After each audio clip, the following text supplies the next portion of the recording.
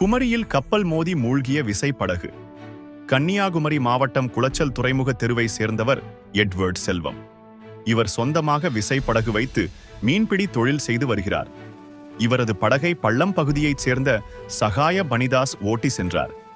கடந்த 4ஆம் தேதி இந்த விசைப்படகில் 9 பேர் குளச்சல் துறைமுகத்திலிருந்து மீன் பிடிக்க ஆழ்கடலுக்கு சென்றனர்.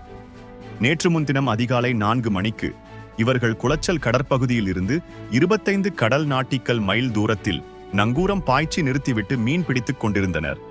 அப்போது அந்த வழியாக வேகமாக வந்த ஒரு வெளிநாட்டு சரக்கு கப்பல் எதிர்பாராத விதமாக விசைப்படகு மீது மோதிவிட்டு நிற்காமல் சென்றது. கப்பல் மோதிய வேகத்தில் விசைப்படகின் ஒரு பகுதி உடைந்து விட்டது. இதனால் படகின் உள்ளே கடல் நீர் புகுந்து விட்டதால் படகு கொஞ்சம் கொஞ்சமாக மூழ்கத் தொடங்கியது.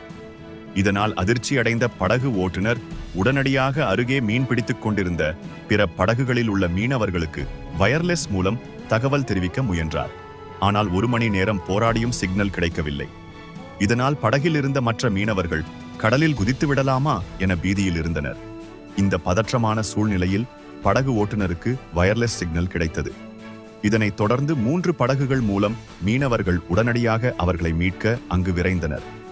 நேரம் நெருங்க நெருங்க படகின் பாதி பகுதி டைட்டானிக் கப்பல் போல் கடலில் மூழ்கியது. இதனால் உயிரை காப்பாற்ற படகில் இருந்த 9 மீனவர்களில் 3 பேர் கடலில் குதித்து தத்தளித்தனர். அந்த சமயத்தில் 3 படகுகளும் அங்கு வந்தன.